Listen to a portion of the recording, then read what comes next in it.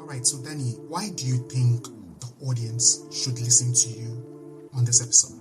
I'm just some guy who's been trying to do this in the same way that your audience is probably trying to find some success. So the long and short of it is, listen to me if you would like, take what you can from it, but definitely don't take anything that I say as gospel, because we're all just out here trying the same thing. That being said, I've been trying for about 20 years now. I started my career in the world of advertising, realized very quickly that I wasn't happy with that career path. I took action to find a different career path that saw me land in the world of innovation consulting. That introduced me to the world of entrepreneurship and startups and all things technology, which has been sort of the mainstay of my career since then. And after about 5 years in that role, the entirety of the remainder of my career, which spans, I guess, the subsequent 12 to 15 years, depending how you slice it, has been a mix of starting companies and serving as head of product or head of product and design for a variety of companies. So I have tried many things. I have failed many times. I am successful in some measure, but still looking for the big win that I think we all run after. And ultimately, if I can offer any single nugget of truth that helps somebody, all the better. And otherwise, you're welcome to tell me that I'm an idiot and you don't have to listen to me at all. Yeah, that was quite detailed. Thank you very much for letting the audience know the reason why they should be here. The reason why this podcast was set up is that I want people who are professionals, young professionals, business owners, founders, co-founders, and things like that, who are basically setting out. I want them to be able to come to this podcast and listen to unique individuals like yourself on how they were able to achieve a level of success within their careers, because we are all just trying. As you'd imagine. So that's the reason, that's the main idea behind how I did it as a podcast. Got it. Good. For people who don't know about the young man in front of me, his name is Danny Meat, and he has over 2 decades experience in product technology, in helping businesses or companies create products and services and launch new ventures. He's sometimes called the UX guy, sometimes called the product person, and other people call him the cleaner, which we'll get to in a bit. So looking at his resume, looking at his profile, it made me come up with a new name for him, which I will bestow upon him by the time he leaves. Forward to this. Because it's quite similar to everything that you just said, that your profile says you do. And Danny is the founder of Apollo 21, a company that helps organizations drive growth, removing the barriers to scale by building technologies that solves complex business and operational issues. So what does Apollo 21 do? It basically sits at the intersection of product design studio, a venture studio, and a management consultancy. So thank you so much, Danny, for stopping by on this afternoon, because you're calling from the East Coast in the US. Yes, so I'm on the other side of the Atlantic in London. All right, so your profile is quite impressive. I went through one of your podcasts. I'm at all of the episodes that you've done lately. But there is actually a question that actually boils through that the audience always try to want to have a clear understanding of who you are, how you've been able to successfully help companies basically take products to the markets and keep them there to be successful as much as you can. So the main $1 million question would be, how did you do it? Oh man, nothing like a tough one just right out of the gate here. I guess for me, all of that boils down to having a certain level of don't give upness. And there's no question that, building products, building companies, helping establish new ventures, all of the fun stuff that you've just described is hard, full stop. It's hard for individuals to do, it's hard for teams to bring to life, it's hard for companies to execute on, etc. And so the best answer I can give you for how I've managed any modicum of success is just keep trying, because eventually, after failing however many times it takes, you will learn and discover what works and what doesn't work. And to me, that's all just sort of part of the journey in terms of getting to where something interesting might happen. And so the more you can try, the more you can fail, and the more that you can recognize that those failures are not a personal shortcoming, but are rather a learning experience and a path towards growth, the more sort of fuel you can add to your personal fire to keep you going, to keep trying, because it's hard. All right.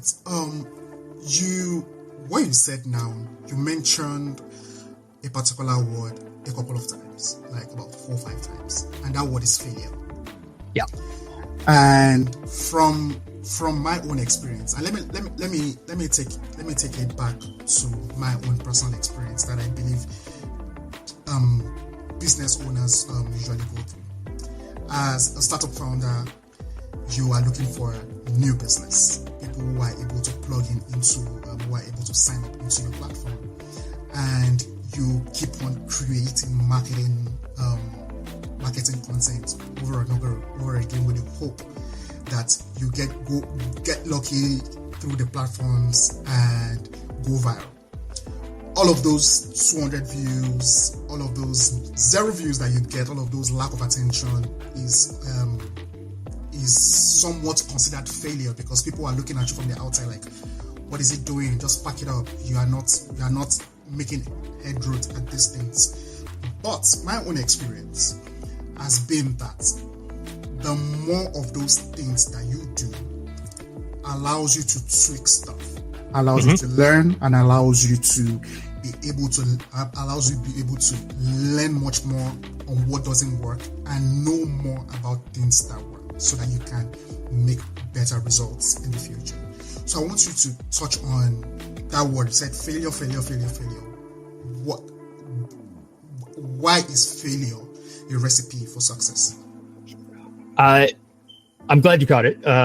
I have sort of a personal mantra that is fail beautifully. And so the word failure is just consistently stuck in my head. And part of the reason that I believe in failure so much is that it is inevitable. To your point, every single thing that you try as an entrepreneur, as somebody who is trying to attract an audience or a customer base or whatever it is a stepstone along the path, hopefully towards success. But of course, that's not guaranteed. But ultimately, the things that don't work, a lot of people call failures. And well, yes, an experiment that doesn't work, an experiment that doesn't drive traffic, a new feature that doesn't resonate for your audience, whatever the case it may be, is a failure to some extent. But my issue with the idea of failure, and the reason that I remind myself constantly that failure is okay, is because from a young age, it is ingrained in our heads that failure is a bad thing. Failure starts off as being, you didn't pass a test, or you didn't pass a class, or you didn't pass a grade, or whatever it was. Failure is bad. And in the world that we're talking about, especially in the example that you just gave, failure is just a fact of life. It's part of how we learn. It's part of how we move forward. And so the more that we can reframe for ourselves and grow comfortable with the idea that failure isn't a bad thing, failure is a path towards success and a path towards learning, I think the more comfortable we can become with the idea that we are going to fail. And the more comfortable with it we become, the less of an impact it has, and the less demoralizing, the less it takes out of you when it does happen. And if you're running down the startup path and, as you said, you're trying all sorts of things, you're looking to grow an audience, you're looking to grow a customer base, yes, you're going to fail, but those failures are learning points, and they really ultimately become a good thing because they teach you what to try next and what didn't work that time around. And so ultimately it's about growing comfortable enough in your own skin to know that you're going to have those moments, and getting beyond the idea that those moments of things that did not work, while they might be failures, are not a bad thing. So to me, it's a good thing to remind yourself that failure is okay. Yes, I actually really agree with you.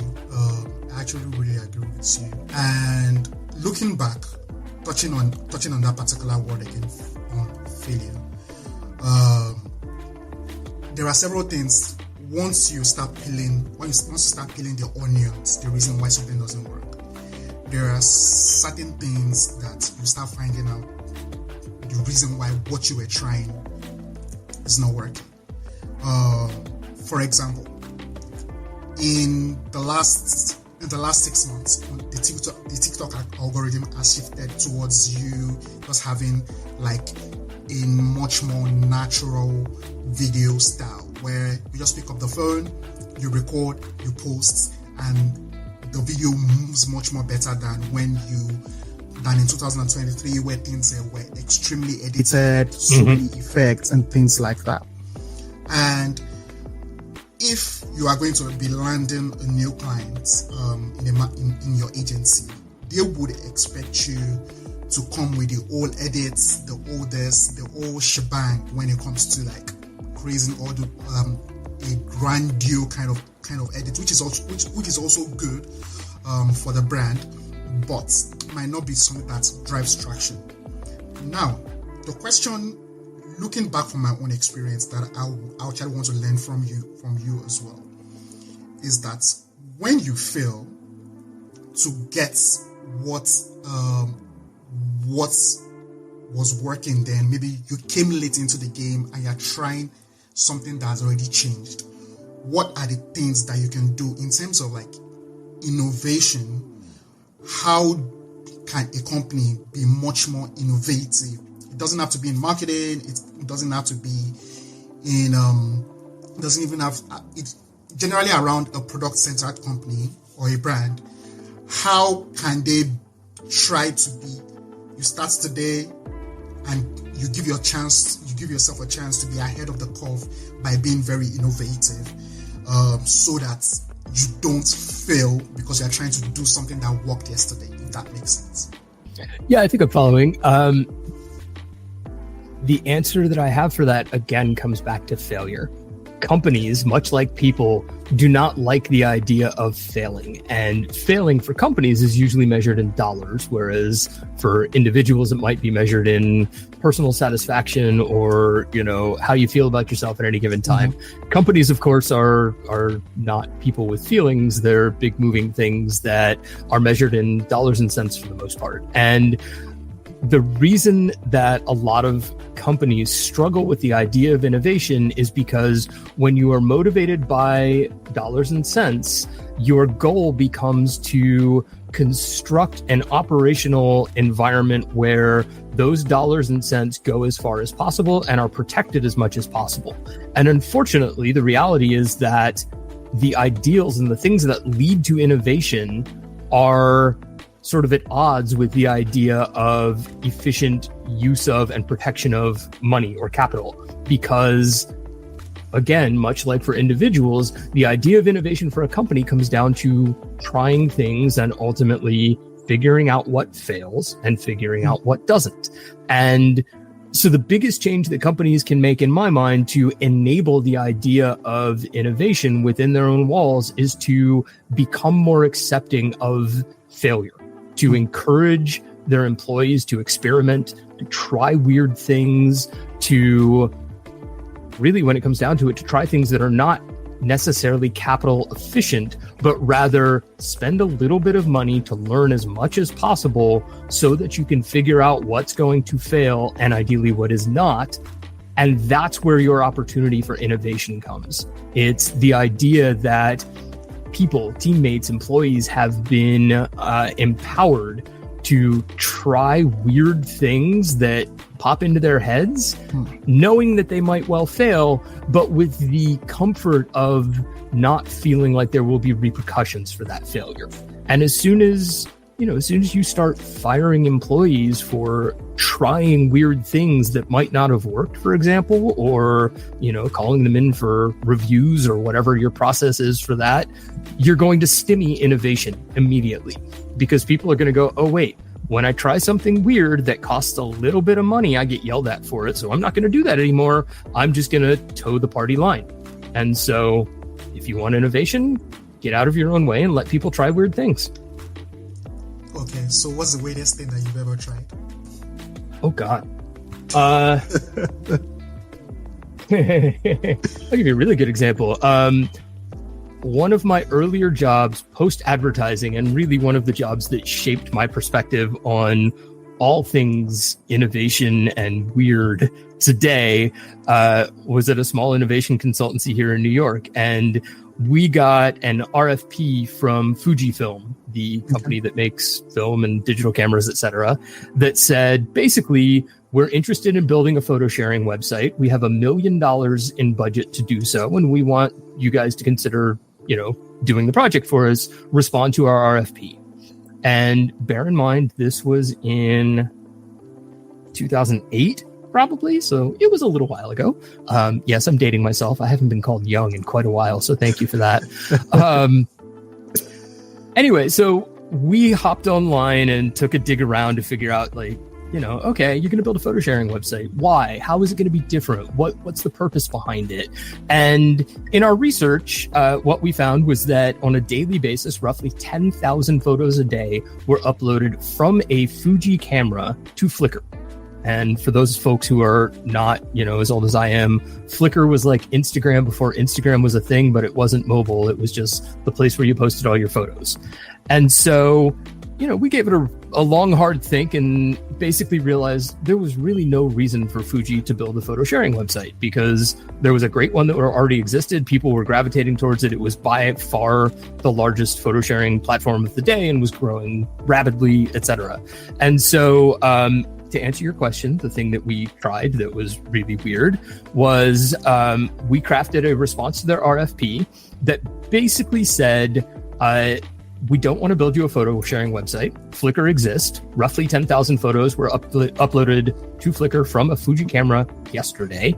But if you would like to spend $1 million developing a camera that can upload photos directly to the internet or Flickr or whatever, we would love to help you do that. And we put that response on a website, the URL for which was www.thelastthingtheworldneedsisanotherphotosharingwebsite.com. And we printed out about 200 physical photos, like prints of our office and us having fun and whatever. And on the back of every single one of those photos, we wrote that URL by hand and we dumped them all in a box and we mailed them back as our response to the RFP. And huge shocker, we did not win that business. Fuji spent $1 million. They built a photo sharing website, and a year later they shut it down because it couldn't compete with Flickr. So that was a pretty fun, weird moment that really taught me a lot about not only the view of what it takes to be innovative, but also how big companies think about innovation and sort of where they deploy their dollars in pursuit of innovation. And so, yeah, I don't know. That was a weird and fun one that we tried out. Okay. Because I always try to tread my questions. So based on what you just said now, you tried something out of the box that didn't work out.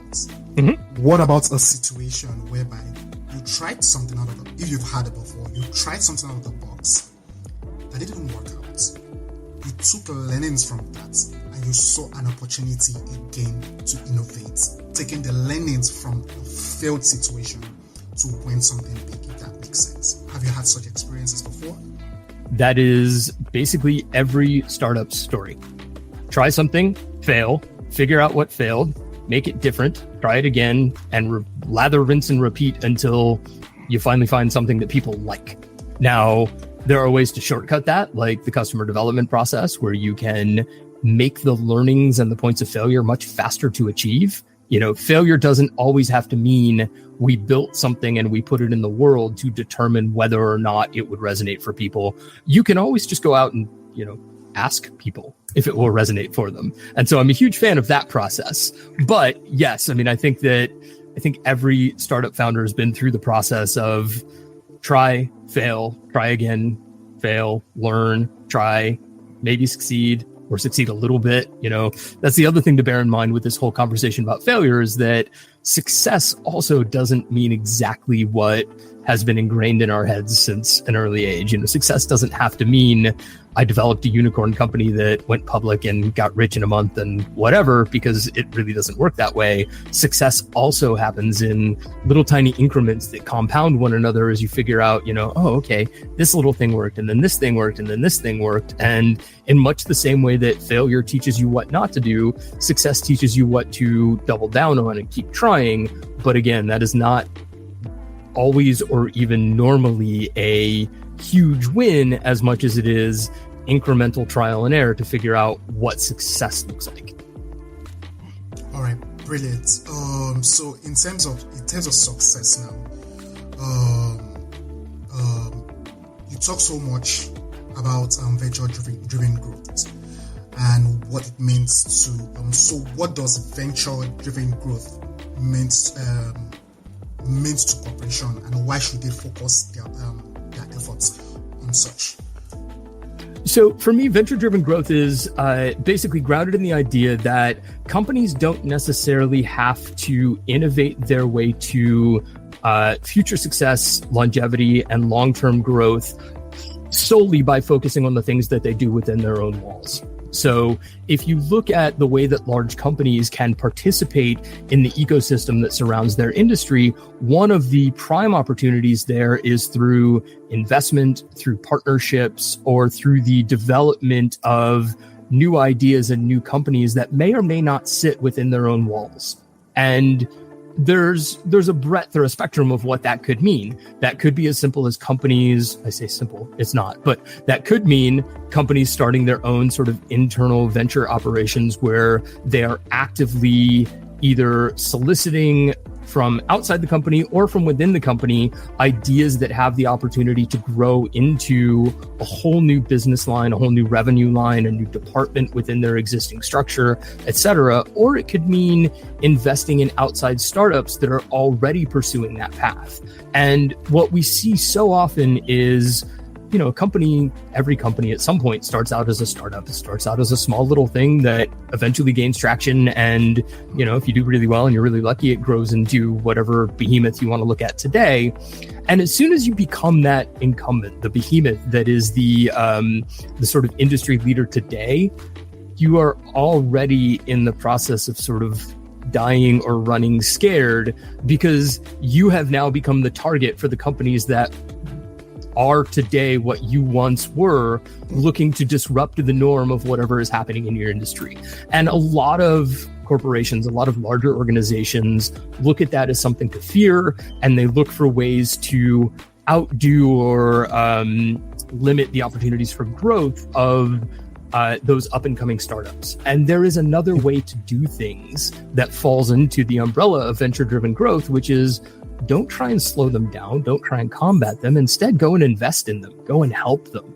Because at that point, by the time you have a company that is nipping at your heels and growing into something interesting, instead of being a disruptive force in your industry that is going to eat your lunch, basically that could become a disruptive force in your industry that your company can lucratively gain from, that your existing corporation could partner with in interesting ways to leverage technology or the customer base that you have to help them grow. And if that company has skin in the game through investment in that up and coming startup, then all of a sudden the dynamic changes dramatically. You as the corporation are not necessarily running scared, but rather you're looking at ways to help that newcomer grow. And in many ways, you have the opportunity to help them unseat you and thank them for it in the process, because if you invest carefully and early, etc., then exactly, you win alongside them. And at some point, it becomes almost like an insurance policy against yourself. So if you're the incumbent and you're trying to survive against the disruptive newcomer and you're combating them at every step, if you fail in your effort to destroy them, then you have failed. You are on your way out, and they are probably on their way to becoming the new incumbent. However, if you have invested in them along the way and helped them grow, then God forbid it leads to your own demise, you still have a huge windfall coming out of the success of that newcomer. And all of a sudden, it really just changes everything. One, it doesn't have to mean, the demise of the corporation. There are plenty of ways for those organizations to work together. It puts you immediately on a path towards potential acquisition of the newcomer, in which case you have now just further strengthened your own stance. Or again, in the worst case, you've made a ton of money as you've been unseated, and everybody sort of walks away happy. Yeah, what you just said now, two companies come to mind. That's the case of Adobe and Figma. Mm-hmm. Everybody saw it. It was just a matter of time if Adobe didn't make that move. Yes, although that move has now failed, which is also super interesting. Yeah. So it's always good, and I usually say this to my team that I know we're going to make it big, but it's very important for us not to lose sight of the reason why we started the business in the first place. That is to tackle a particular problem, one, and to push the frontiers of innovation. So I think the gospel of venture-driven growth is something that I'll obviously take to mind, and I'll share with the team. That should it be in the future whereby we have pushed the frontier to where we want to push it to, and somebody comes along and is trying to break the boundaries past where we've put it at. It would be nice to always try to look at what they're doing and just try to probably invest in what they're doing. It doesn't even have to be financially. Just at times there are several ways in which you can be part of a company and basically secure your own future whilst you're doing it, which is good. And I would want to assume that's the reason why you started Apollo 21. So tell me about it. Why and how did you start this company? Apollo 21 is sort of the culmination of the variety of experiences that I've had throughout my career. So, as I mentioned earlier, I really kind of cut my early teeth in innovation consultancy and learned about the relationships and dynamics between companies, brands, and their customers through that experience. That, of course, then led me into the world of technology and startups and entrepreneurship. And I have played in that space for the last, like I said, 12, 15 years, something like that. And basically the way that we came about was sort of opportunistic. I was serving as head of product at a startup that I was one of the founding team members for out in LA. And about 2 years into that, we took on outside funding from a family office. And one of the stipulations of our funding round was that we would help some of their other portfolio companies with their technology needs. And so I found myself in kind of a weird dual role where I was focused on our own product and company while also helping some of our brethren at the other portfolio companies explore, understand, and figure out how to utilize technology to solve some of their problems and their growth opportunities. And really that ended up looking like me leading a small team doing work that is very similar to what we do now at Apollo 21.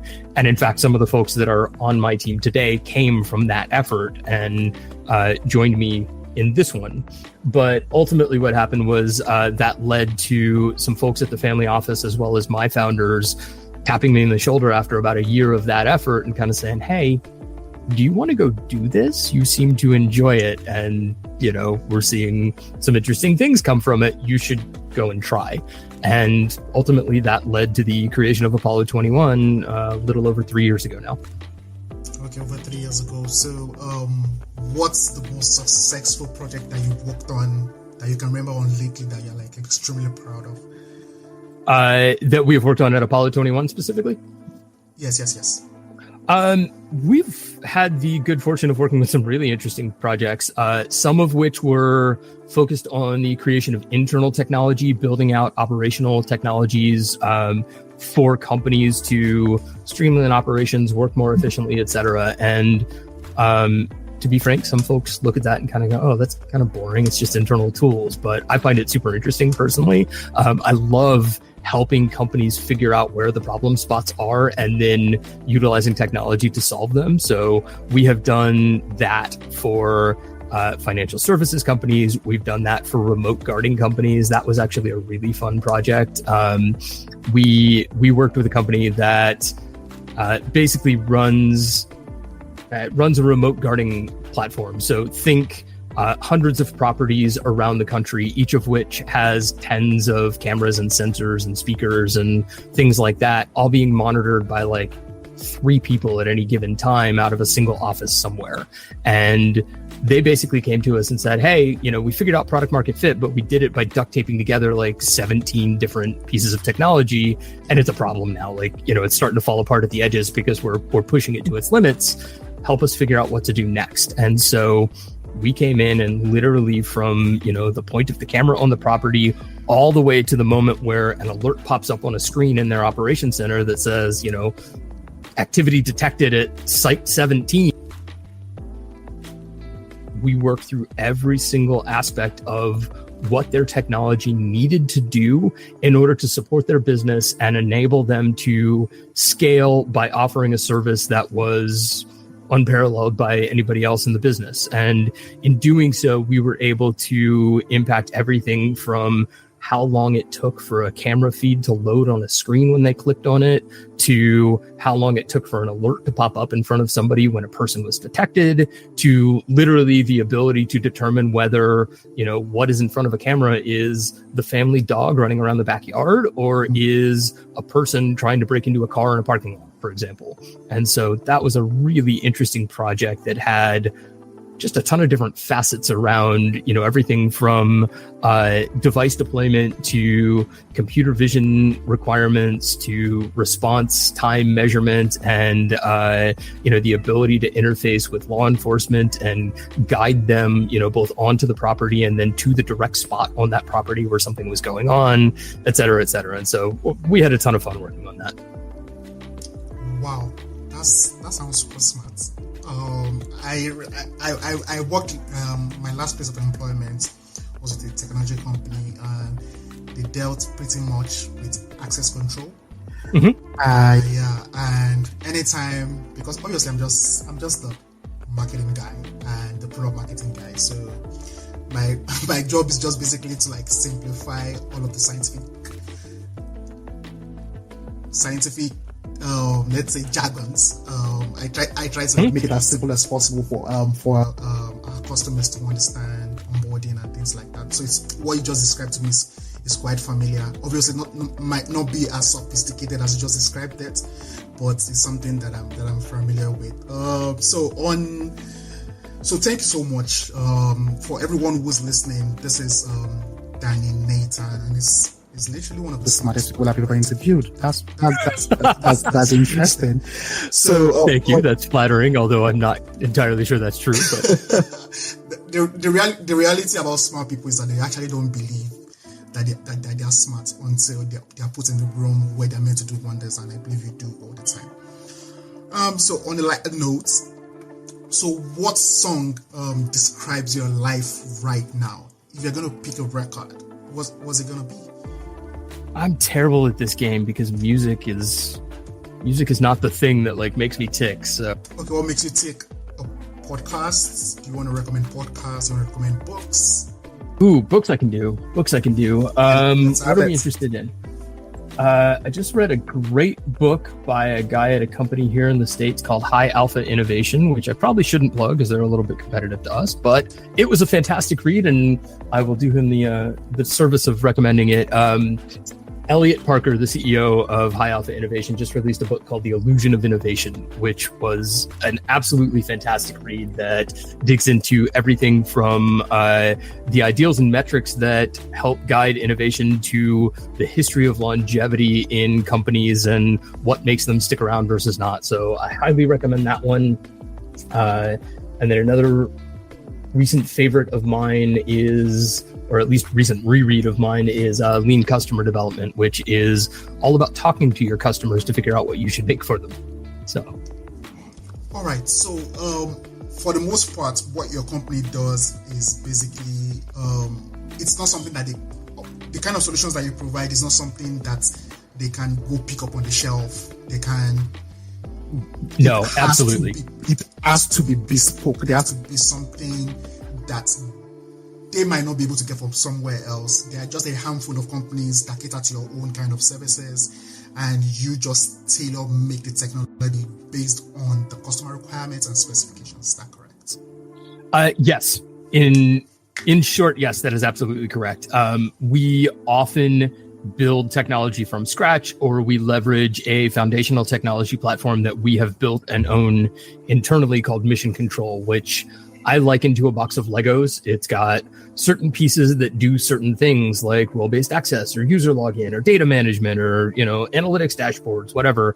And given the needs of any given project, we sort of dump that box of Legos on the floor. We pick out the right pieces and then we figure out how they need to get put back together so that they do a thing. That being said, yes, most of what we do is bespoke software based on solving either a specific need, if it is focused on internal operations, or helping companies bring something new to life that they want to put in front of their customers.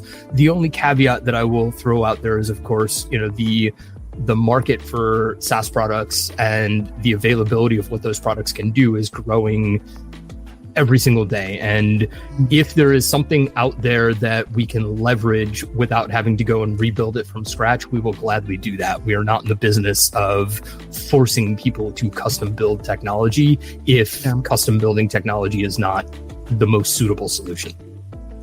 Perfect. And which takes me to a very important question. You talked about SaaS. You talked about the company builds things, but you don't need to force your proprietary technology on them. Probably a willingness to collaborate. Now, there is a big brother in town, AI. And so what does AI do for you, or businesses in general, from a technological perspective, from an innovative perspective? And those are two questions. And the final one is that at the end of it all, after this adoption, is it going to take everything away and we're just going to be made redundant? Man, we almost made it through the entire conversation without talking about AI. Yeah, go and ask that. Yes. It was a low hanging fruit. I oftentimes don't like asking people, but what you said at the very end was like, okay, I just have to ask. It's just fair. What it is. All right, let's do it. Yes, AI is here. Yes, it's going to change everything. It has not done so yet, in my opinion, although it is well on the way. And I think that, what we tell customers often, and of course we hear all the time, we need AI, we're behind the eight ball, we haven't implemented it yet, etc. And the reality is that a lot of companies are worried about missing out. But the level of impact and change that AI is going to have on things is going to be long-lived and is going to adapt both quickly, but also for a long time, I think. And so the reality is that a lot of companies today do not yet need AI, full stop. There are a lot of companies out there whose data is not structured in a manner to allow them to really create interesting and useful AI implementations or models or machine learning outputs that would create for them, I think, the ideal future vision that they have in their head when they say we need AI. The other thing that we run into often is companies that with AI and assume that in order for something to be automated, it has to be backed by AI, which is wholly incorrect. And in our experience, actually, simple automation based on some really careful planning and careful implementation can get companies well down the road towards having a major impact on how they operate. And it allows us the frankly, the time that we need to also then help them assess what might AI do for them in the future. Is their data structured in a manner where that future is even possible for them yet? Or is there work that needs to be done just in terms of collating and streamlining their data in a manner that we can use it for training purposes, for example, so that we can build a model ideally that is based on something that we know will have an impact on their business, not just, oh yeah, of course we should go and build an AI for something so that you guys have AI. And so my overarching answer to that question is look for opportunities where automation and careful thought and design around software can get you 50, 60, 80% of the way down the line towards what you have in your head. Leverage the time that it takes to create that and get it in place so that you can also at the same time build the foundations for what might be an AI future for your company. And then at the same time, also start exploring the AI tools that are out there today. And they are rampantly in abundance at this point. Go pick up, what's that? A whole lot. Yes, you can't, turn around without bumping into a new AI product every single day. Yeah. And so the other thing that I encourage folks to do is go test those out, go play with them, go learn what ChatGPT does and how it works and what it can and cannot answer for you, so that when we start talking about and designing AI software that is bespoke to your needs, you can understand what we're talking about and have a much clearer picture of what's possible as we get to the point of actually creating something. All right, good. That's it, ladies and gentlemen. If you made it this far, please remember to like, share, and subscribe. What he just said is that there is no cause for alarm. It's a very fast-paced technology, the way things are going when it comes to that is AI. But it's still a very long road, and the best way for businesses is to, one, know exactly it is that they want out of it, to go out and test what's available, and three, be prepared. That's essentially what Danny just told us. So thank you so much, Danny. And we just went a minute past our allotted time. It's really been a pleasure having you on this podcast. Thank you so much. All right, so ladies and gentlemen, wherever you are, this is the How I Did podcast. We just had a chat with Danny Nathan, and it was a very good chat, and looking forward to catching you guys in the next episode. To the next one, you go be. Peace.